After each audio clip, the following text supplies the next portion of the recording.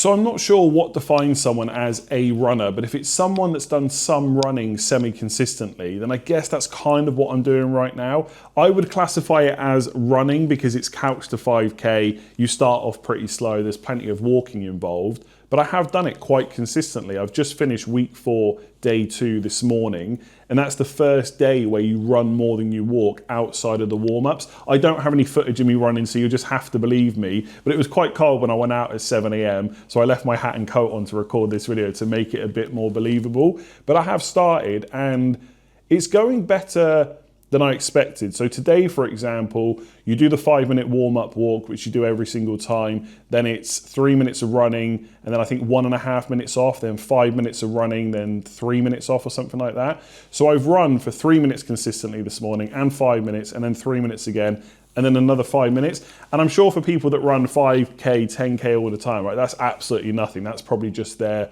warm-up. But I never really thought that I could do that. And it's going better than expected because so far, and this will probably come when I start putting more kilometers and miles in and stuff like that, but I haven't like picked up any injuries. I've not really had any shin splints, no calf problems, no issues with my back. And I think that's because I do so much walking.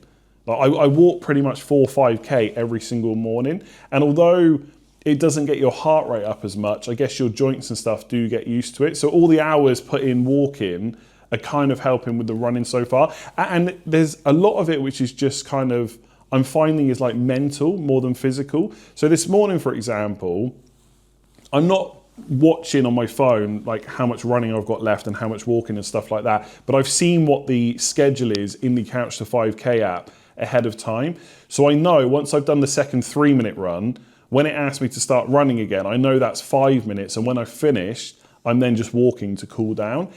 And as I was going around for that second 5-minute spell, I'm telling myself, this is difficult, right? I'm not really someone that runs. I've not done it that much in the past, apart from when I was at school, which is so long ago, it doesn't even matter now. And I'm telling myself this is difficult. And then it's like I've got the angel on one side, the devil. So the devil's telling me it's quite difficult. The angel is saying, well, hang on a second. Your legs aren't hurting. Your breathing is up because you're doing exercise that's working your heart and stuff like that, right? And your heart rate goes up. It is more difficult, but it's not a struggle.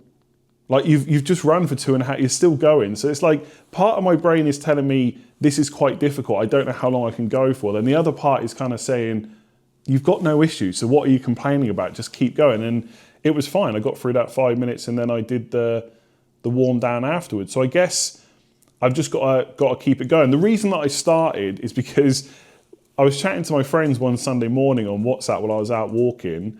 And if you can hear that noise in the background, by the way, the dog has just decided to have a little bit of a drink. So I'll listen back afterwards. If it's terrible, I'll re-record this. And they mentioned like having an end goal of doing a half marathon by the end of the year.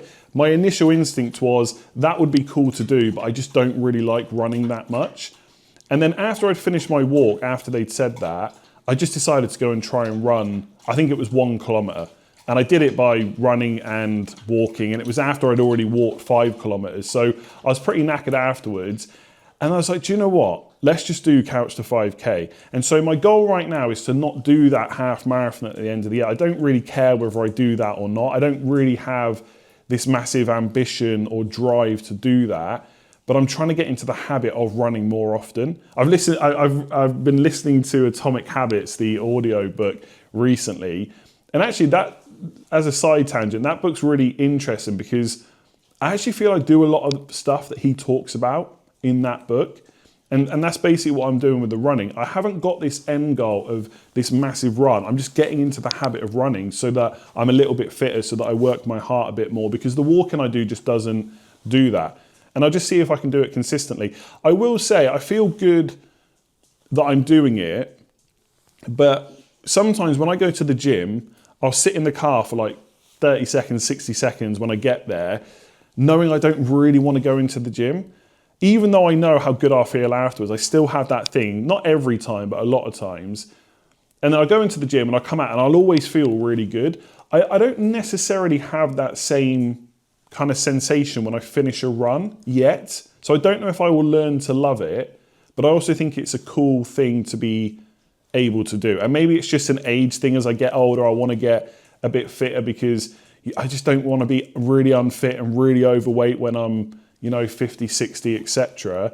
So maybe that's part of it as well. I don't know. But I guess I just keep going with the Couch to 5K, complete my first 5K run at some point in like 4, 5, 6 weeks time, and then just see how I get on with it. I like the gym because obviously that's for, building muscle and stuff like that. And you do get your heart rate up, right? When I do like 10 squats for however much weight, my heart rate goes up. It's only for like a short period.